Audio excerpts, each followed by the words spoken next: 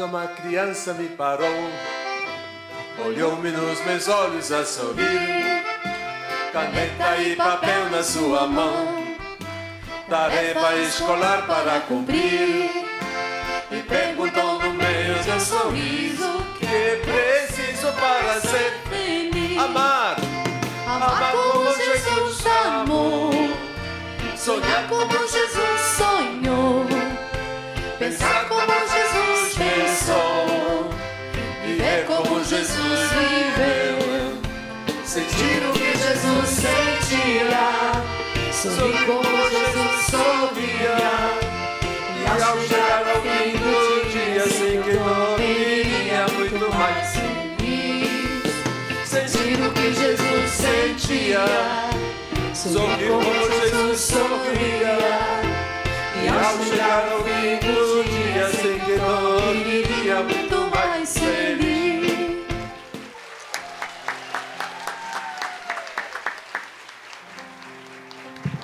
Vejam que coisa linda. Se nós falarmos da misericórdia, aqui temos todo o programa. Nessas músicas tão simples do Padre Zezinho, que tem sempre uma mensagem maravilhosa, numa linguagem simples. Amar, seguir, sonhar, pensar, fazer o que Jesus fez, e o programa está realizado.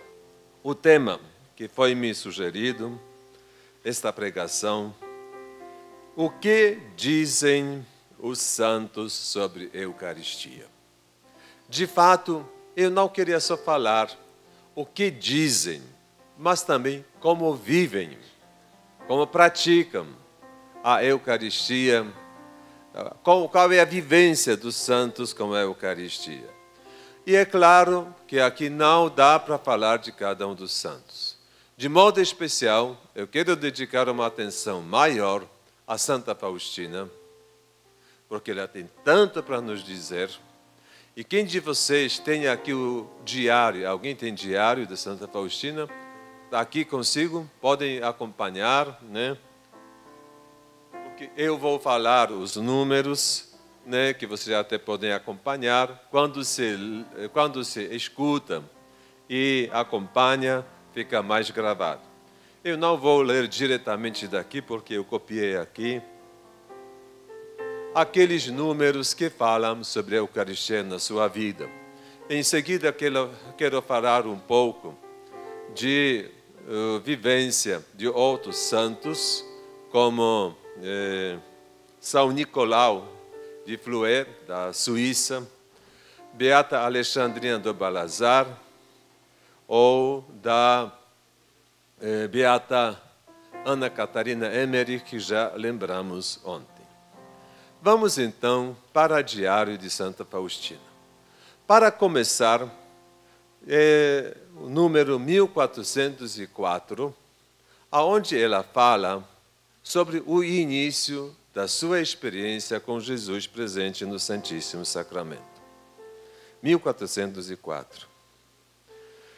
Jesus oculto, em vós está toda a minha força. Desde a minha mais tenra infância, Nossa Senhora atraiu-me assim no Santíssimo Sacramento. Tinha 7 anos, quando uma vez, no ofício das vésperas, Nosso Senhor estava exposto no ostensório, e então, pela primeira vez, foi-me concedido o amor divino, que encheu o meu pequeno coração. O Senhor me concedeu compreensão das coisas de Deus. Desde esse dia até hoje, cresce o meu amor ao Deus oculto, até a intimidade mais estreita. Toda a força da minha alma provém de onde? Do Santíssimo Sacramento. Passo todos os momentos livres dialogando com Ele. Ele é o meu mestre. Olha que só esta declaração, só esta confissão da Santa Faustina é demais. Agora, A melhor forma de conhecimento da importância da Eucaristia na vida de Santa Faustina são, então, as suas palavras anotadas no diário.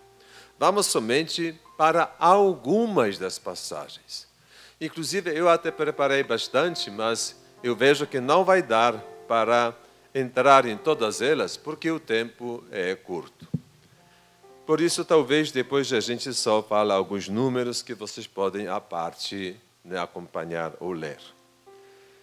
Então, vamos começar assim na ordem crescente, começando do número 105 e depois lá em seguida. Este primeiro texto eu escolhi porque ela fala do início da sua experiência com Jesus na Eucaristia.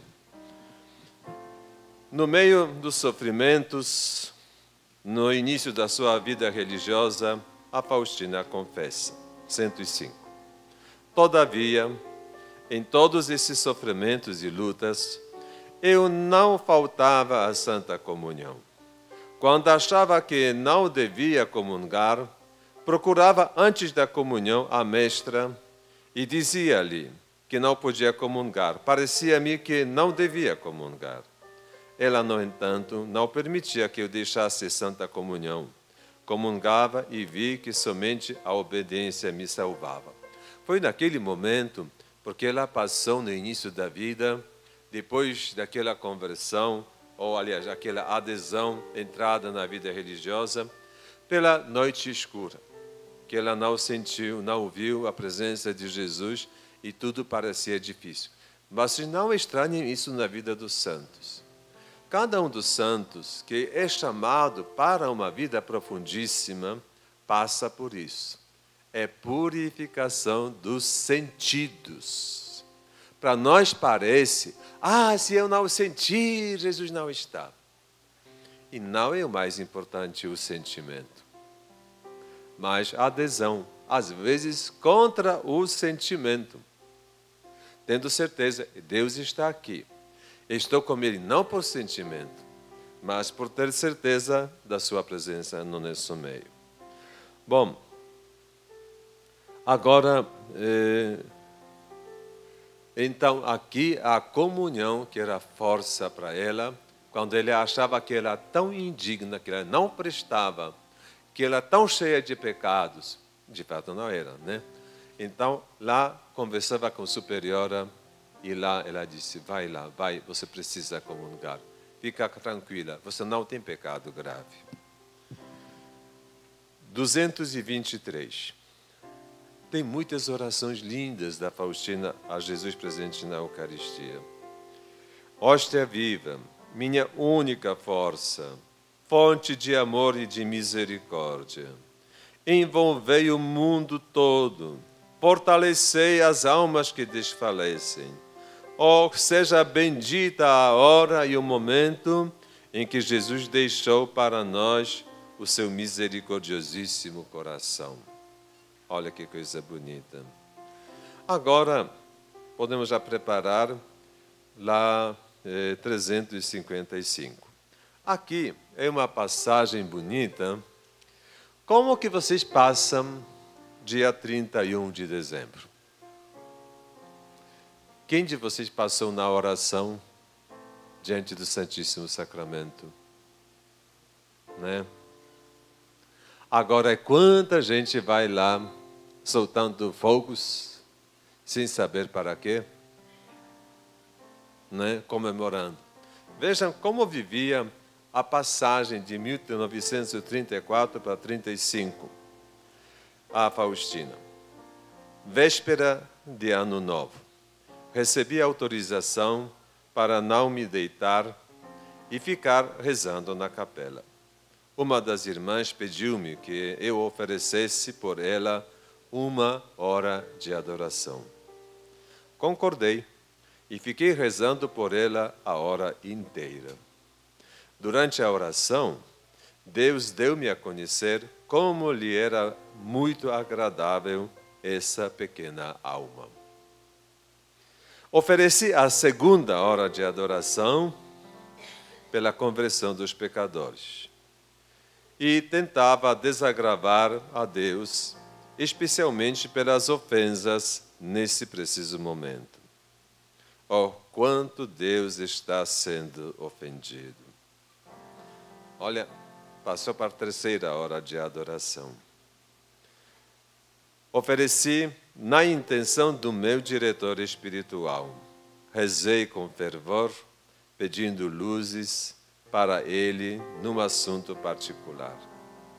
Finalmente, soaram as 12 badaladas, a última hora do ano. Terminei em nome da Santíssima Trindade e também comecei a primeira hora do ano em nome dela. Pedi a bênção a cada uma das pessoas e olhei com grande confiança para o ano novo, com essa certeza será pródigo em sofrimentos. Olha, aqui lá depois fala, é bonito o costume, poderia ler outros assim, outros momentos aí do ano novo da passagem. Tinha também lá um costume na congregação que as irmãs sorteavam o padroeiro para o próximo ano. Como ela ficou feliz quando sorteou, tirou um sorte. Seu padroeiro, Jesus presente no Santíssimo Sacramento. Ela vibrou tanto, foi logo lá Jesus rezando, entregando ele toda a vida. Vejam quanto que tem aqui para nós dizer. E, sinceramente, eu passei trabalhando em vários lugares. No Rio é quase impossível. Mas em Portugal, por exemplo, às 11 horas a gente fazia, dia 31, fazia adoração do Santíssimo Sacramento. Tinha momento de agradecimento, momento de perdão e momento de pedir a bênção para ano novo. Quando cantamos no Sublime Sacramento, e quando chegava a meia-noite, as badaladas de meia-noite, a gente estava esperando com o Santíssimo Sacramento, e ao bater meia-noite, a gente abençoava todo mundo com o Santíssimo Sacramento. Assim, nós iniciamos ano novo com a bênção do Santíssimo Sacramento. Depois, houve champanhe que se abria para comemorar, né? E foi bonito, né? Porque nós começamos com Jesus e terminamos ano anterior também com Ele. Eu sei que aqui os costumes são muito pagãos, né? De beber, soltar fogos e se alegrar sem saber para quê. Bom, vejam como que ela aqui tantas vezes fala da comunhão. Comunhão para a Faustina é uma força para superar as dificuldades. Tem muitas passagens sobre a comunhão, né? Mas também não dá, como digo, aqui tratar todos eles. Vamos passar para o número 718. Muitas vezes o convívio espiritual com Jesus, depois da comunhão, trazia ali as respostas, como foi naquela vez. 718. Já encontraram? Depois da Santa Comunhão, ouvi essas palavras. Estás vendo o que és por ti mesma, mas não te assustes com isso. Se eu te revelasse toda a tua miséria, morrerias de espanto. São as palavras de Jesus para Faustina. No entanto, deves saber o que és. E aqui veja que resposta lindíssima para cada um de nós. E porque és tamanha miséria, desvendei-te todo o mar da minha misericórdia. Procuro e anseio por almas como a tua, mas elas são poucas. Tua grande confiança em mim me obriga a conceder-te graças sem cessar. Tens grandes e inconcebíveis direitos ao meu coração, porque és uma filha cheia de confiança. Não suportarias a grandeza do amor que tenho para contigo, se eu te revelasse esse amor aqui na terra, em toda a sua plenitude? Frequentemente, afasto um pouco o véu para ti, mas deves saber que isso é apenas uma graça excepcional. O meu amor e a minha misericórdia não conhecem limites. E vejam, isso não seria só para Faustina, mas para cada um de nós que ficarmos diante de Jesus com todo o amor. Cada um de nós. Um dos testemunhos que eu ouvi lá na Polônia, uma jovem pegou um diário e quando começou a ler, não conseguia parar até terminar o diário. Depois chorou tanto. Jesus não falou para a Faustina, ele falou para mim. Tudo era para mim. A partir desde aquele momento, ela modificou a sua vida para servir somente para Jesus. Então, veja, aqui tem uma verdade que Jesus fala para Faustina, que quanto mais a gente se fazer humilde, mais fraco, mais necessitado da graça de Deus, tanto mais Deus pode nos preencher. Quando alguém vai a Deus cheio de si, porque eu sou o padre, eu sou lá, vamos supor, da pastoral do batismo, da pastoral da família, e lá, eu, Deus nem pode encher-nos com a graça, porque o orgulho ocupa todo lugar no coração.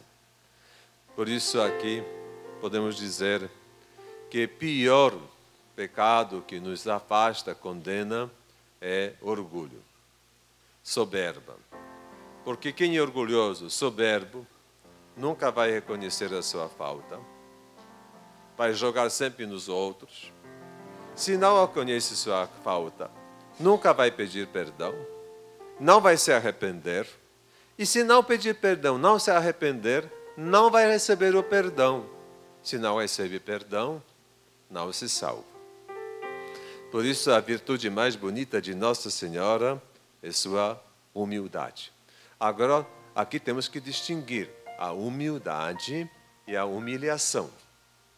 Humilhação quando você despreza, humilha o outro, onde também o orgulho aparece, soberba aparece, e a humildade quando a gente reconhece a nossa pequenez.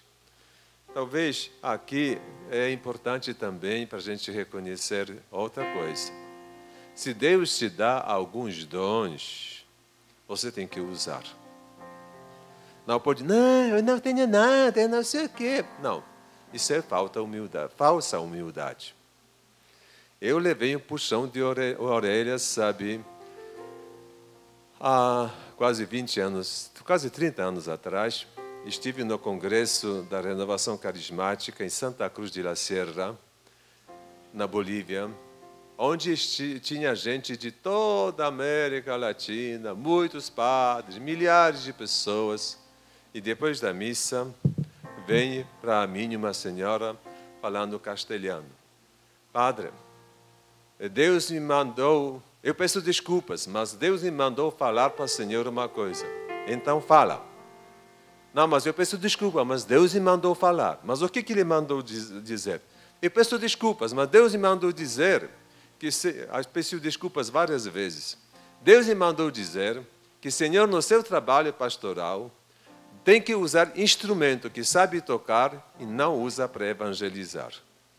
Diz, como que você sabe que eu sei tocar aqui um instrumento? Olha, eu peço desculpas, mas foi Deus que me mandou falar. Pois por que não falou para outro padre? Eu peço desculpas, Deus me mandou falar para o Senhor. Mas por que de onde que você me conhece? Não, eu peço desculpas, não conheço o Senhor. Eu estou vendo pela primeira vez, mas Deus me mandou falar. Mas de onde que é, senhora? Eu sou de Lima, em Peru. E eu de Rio de Janeiro, lá no interior da Bolívia. Eu depois levei acordeão para pastoral e como que ajuda.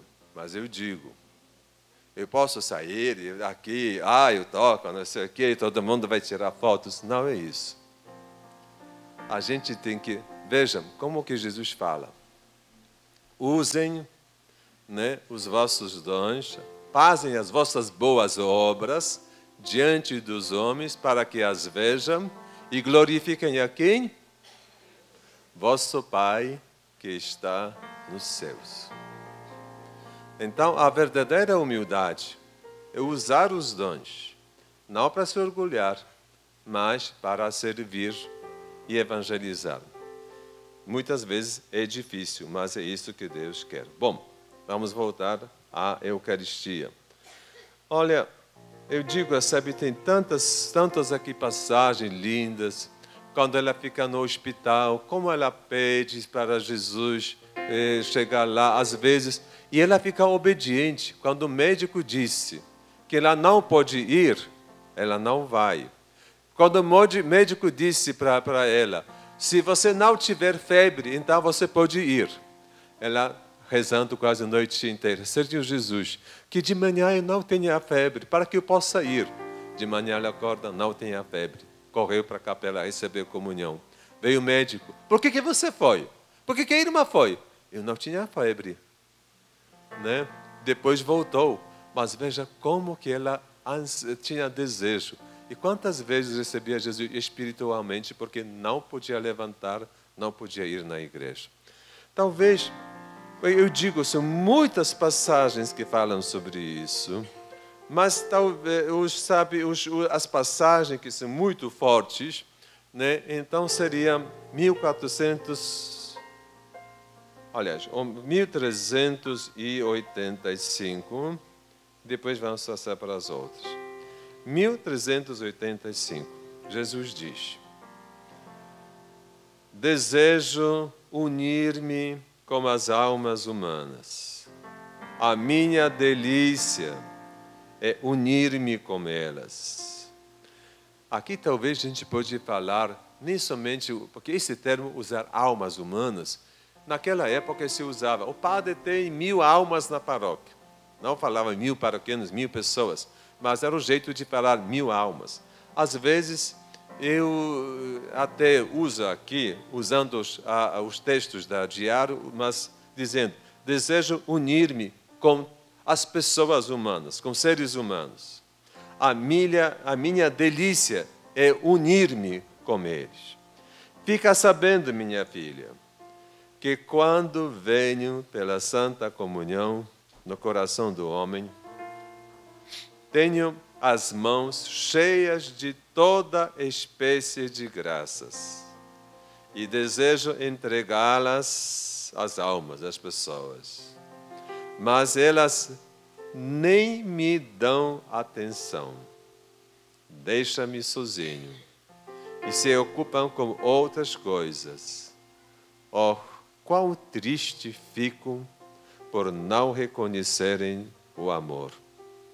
Procedem comigo como com alguma coisa. Tocou no seu coração? Quantas vezes nós vamos à comunhão, né? E não nos unimos com Jesus, com Deus que fica nele, né? Outra passagem que também é no mesmo sentido é no 1448. Aqui fala da comunhão e outro fala sobre a confissão. Como me dói que as pessoas se unem tão pouco comigo na Santa Comunhão.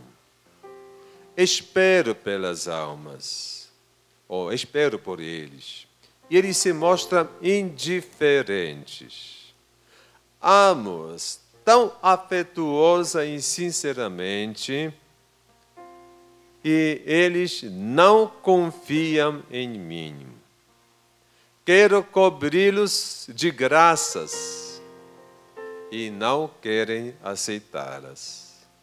Procedem comigo como com alguma coisa inanimada. e, no entanto, tenho o coração cheio de amor e misericórdia. Para conheceres ao menos um pouco a minha dor, imagine a mãe mais carinhosa, que ama muito seus filhos. No entanto, esses filhos desprezam o amor da mãe. Imagine a sua dor. Ninguém a poderá consolar. E aqui Jesus conclui: isso é apenas uma pálida imagem e semelhança do meu amor. Vejam que coisa linda, como profunda. Todo esse amor do mundo que Deus tem por nós. Agora, vamos encerrar essas passagens do Diário de Santa Faustina, referente à Santa Comunhão, com o número 1683, onde tem o apelo para os consagrados e consagradas. Escreve. Eu disse, não somente consagrados são na vida religiosa, mas quem se dedica de maneira especial às obras de Deus, né? Consagrados como apóstolos aqui de Jesus misericordioso, né? Eucarístico, ou consagrados na vida religiosa. Escreve para as almas religiosas que a minha delícia é vir aos seus corações em santa comunhão.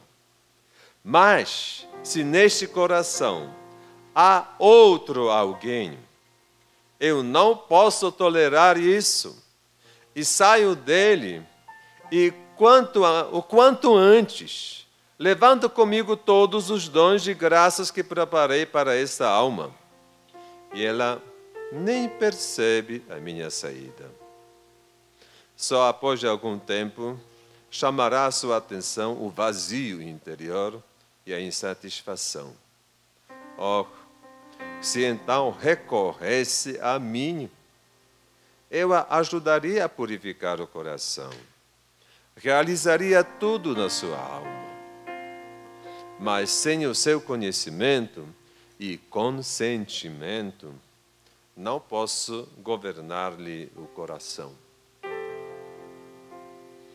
Em outras passagens, Jesus também fala que tenho tantas graças para dar, e quando uma pessoa não recebe essas graças, diz, eu posso dar para outras almas que quiserem aceitar, que tiverem coração aberto.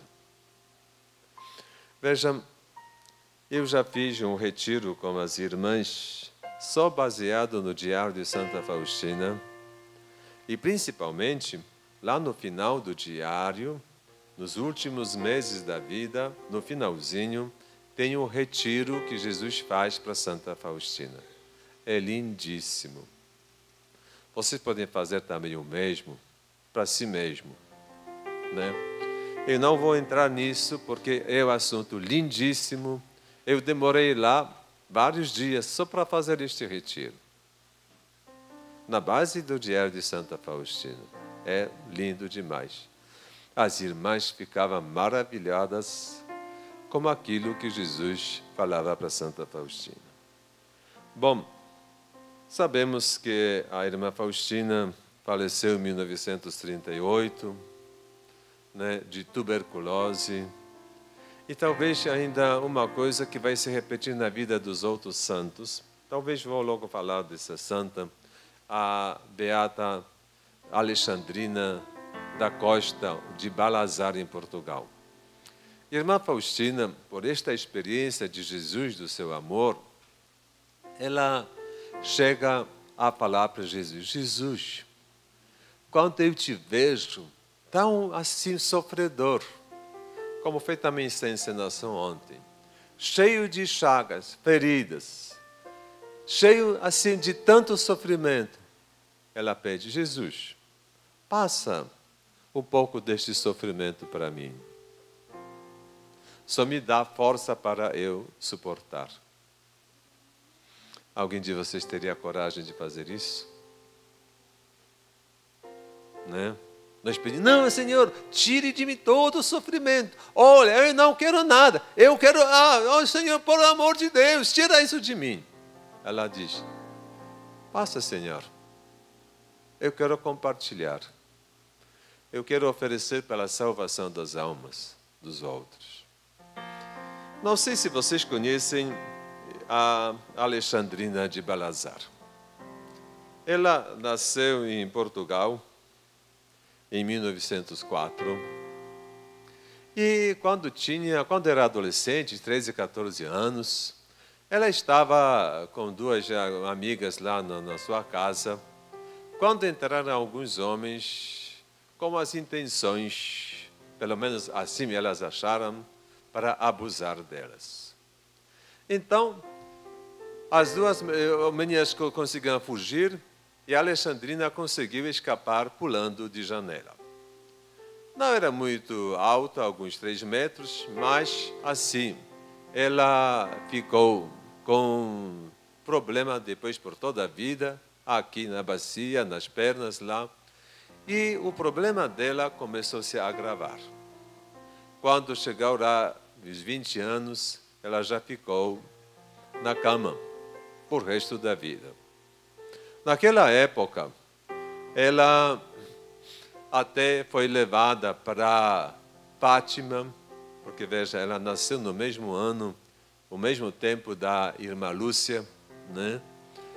E veja, mesmo tempo quase de Santa Faustina, 1905, né?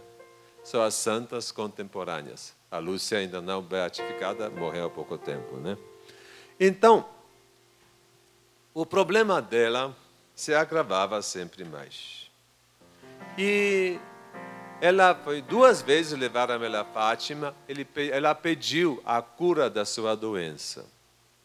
Mas em vez de melhorar, ela piorava. Sofria mais e mais. Lá ela compreendeu. Deus quer outra coisa de mim. Quer que eu seja a vítima de amor pela conversão dos pecadores. E ela se oferece a Jesus. Se oferece desta maneira que, quando chegava a sexta-feira, durante algumas 3 horas, ela sofria toda a paixão de Jesus. A sua flagelação, a sua crucifixão, toda a via sacra. Podem imaginar os sofrimentos terríveis. E assim ela acompanhava o sofrimento de Jesus. Era tudo espiritual. Ela se contorcia de dor. Mas tudo isso oferecia a Jesus pela salvação dos outros. Bom, chega ano 1942, dia 27 de março. Lá, sexta-feira santa. Ela já estava tão esgotada que, já sabendo o que vai acontecer, ela pediu unção dos enfermos, a extrema unção, na época que se falava, e se preparou que vai ser o último momento da vida dela. Só que a partir daquele momento, aconteceu uma outra experiência. Ela passou sentindo essa paixão. A partir daquele dia, ela sentia muita sede e fome. O organismo não aceitava nada, nem de comida, nem de bebida. Se deram alguma coisa para comer, vomitava tudo, não conseguia aceitar nenhuma comida. O único alimento dela era Jesus na Eucaristia. E sabem quanto tempo viveu assim? 13 anos. Morreu em 13 de outubro de 1955. Lá na minha paróquia tem algumas pessoas portuguesas que dizem: sim, quando era jovenzinha, me levaram para Santinha. E ela recebia muita gente lá, falava para muita gente. Quando estava na cama, com todos esses sofrimentos, né? Aliás, tinha gente que duvidava. Levaram ela para o hospital. Os médicos que eram ateus, para controlar, para ver se por acaso não é alguma coisa, sabe, que a igreja quer enganar, que é alguma coisa falsa. Mas humildemente reconhecia, não, ela não podia comer nem beber nada.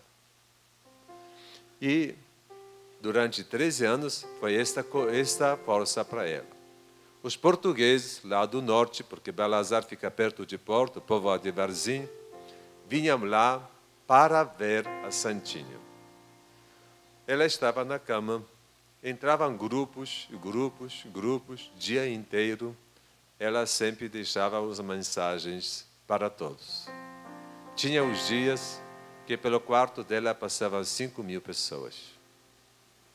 E ela falava e exortava, ensinava a todos, sem se alimentar. A única força dela é a comunhão.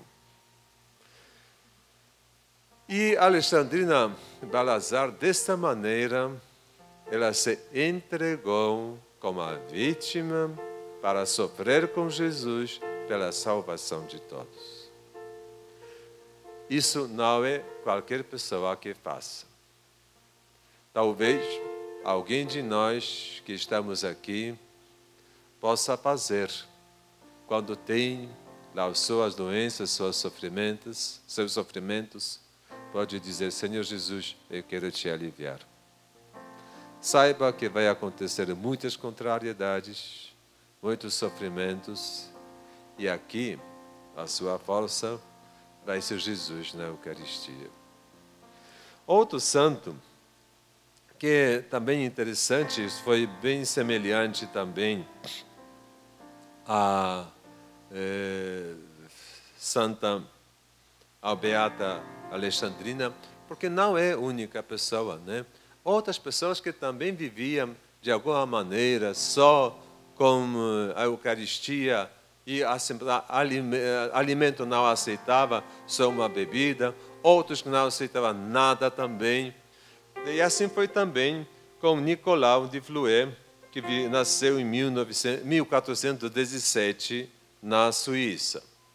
E ele, como homem assim muito dedicado a Deus, ele chegou a se casar com 30 anos, teve 10 filhos com sua esposa, vivia 20 anos no casamento e foi um grande político, porque os últimos 20 anos, ele vivia numa capelinha, sem comer, sem beber, vivendo só da Eucaristia. E vivendo lá, ele escreveu uma Constituição para a Suíça, numa noite que até hoje une esse país. Político, místico, pai de família e vivendo uma plena entrega a Deus. É bonito quando se lê a vida dos santos.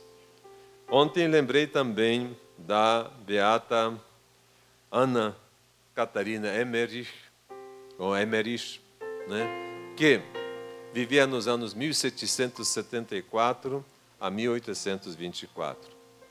Ela tinha outra experiência de Deus, né, que ela, como falei, ela conversava com Jesus como se estivesse aqui, trazia flores, oferecia lá.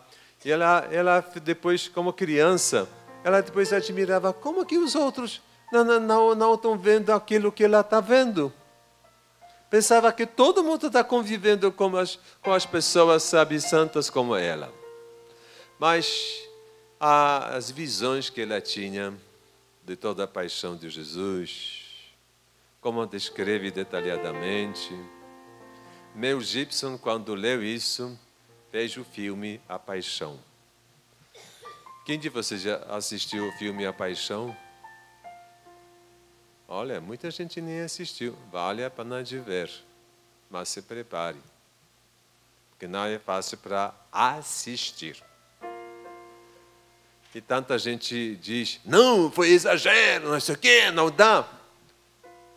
Ana Catarina diz, sim, Jesus recebeu uma graça especial para suportar tudo isso, porque humanamente seria impossível.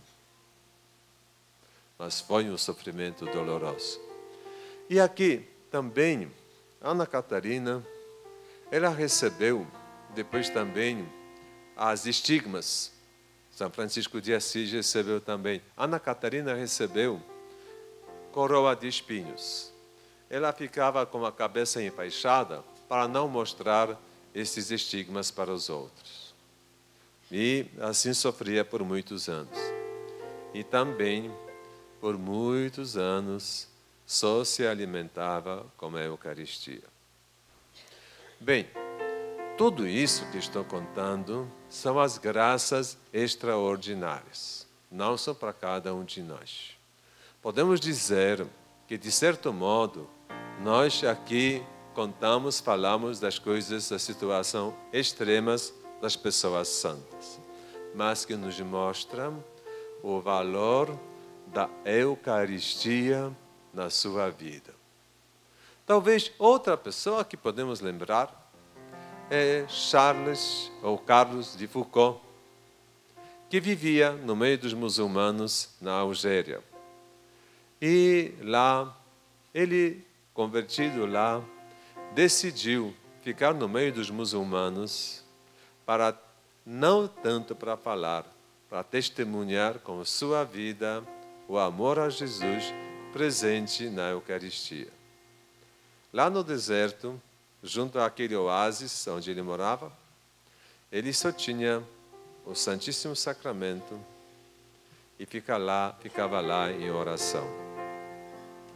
Os muçulmanos não entendiam ele e finalmente foi assassinado. Parecia que a vida dele não rendeu nada. Morreu derrotado. Mas junto com Jesus. Hoje, temos várias congregações que vivem esse carisma de Charles de Foucault. Então, rendeu depois. E quantas vezes diz, a única minha força era Jesus. Naquela hóstia consagrada, naquele ostensório pequenininho que tinha lá. Talvez outro testemunho seria de cardeal do Vietnã, François, que morreu há poucos anos atrás. Ele ficou na cadeia, condenado pelos comunistas. E lá na cadeia, ele pensou,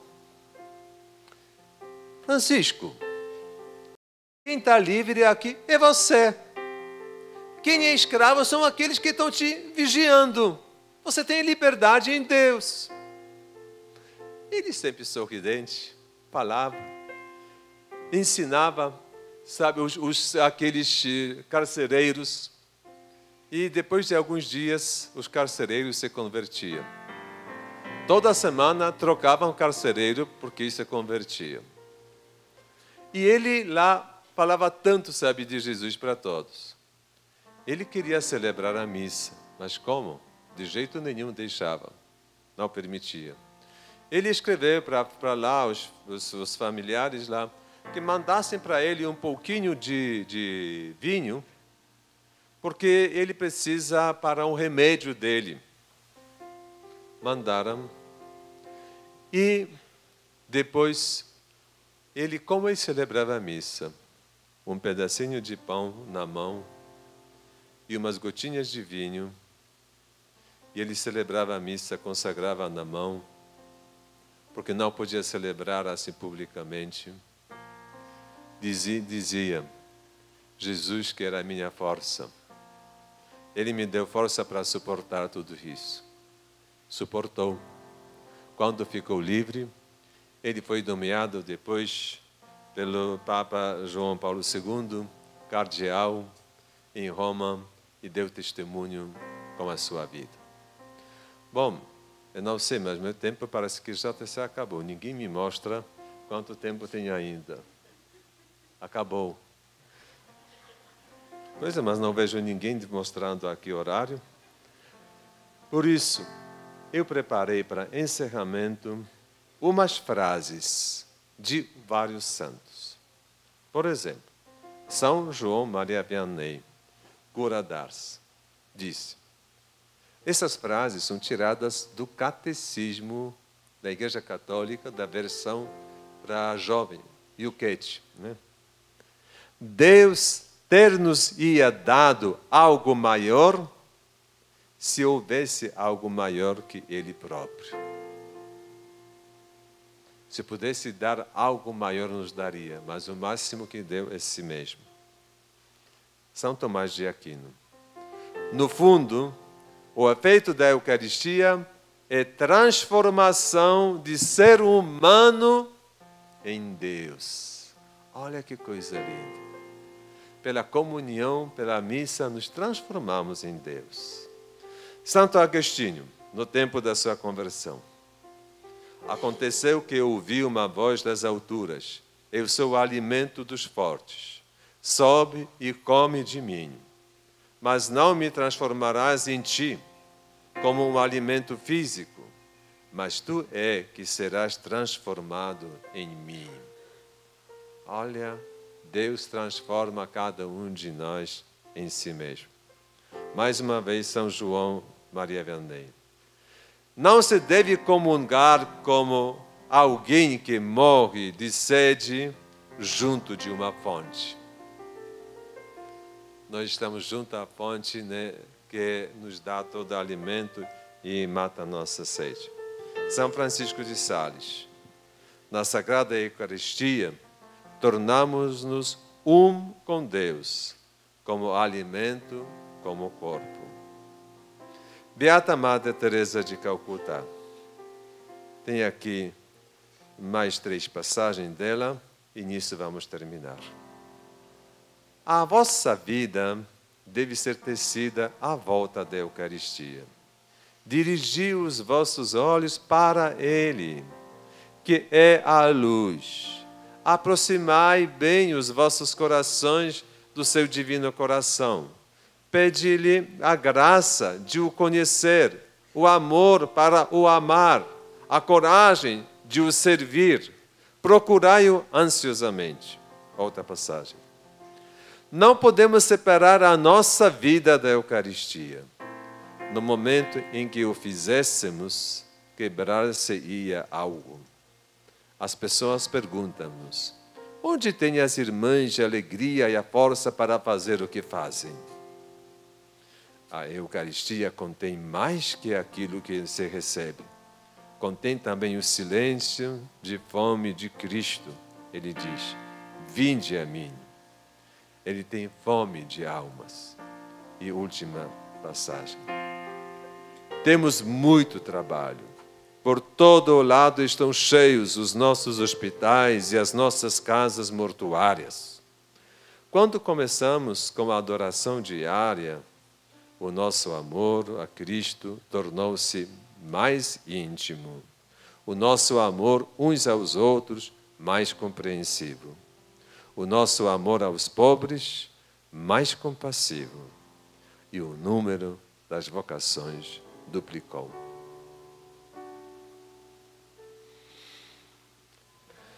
Desculpem o prolongamento, mas pelo menos um pouquinho daquela realidade. O tema não é para 40 minutos. É para, podemos dizer, toda a vida. Continuem vivendo com a Eucaristia na sua vida, como esse Jesus que nos ama infinitamente.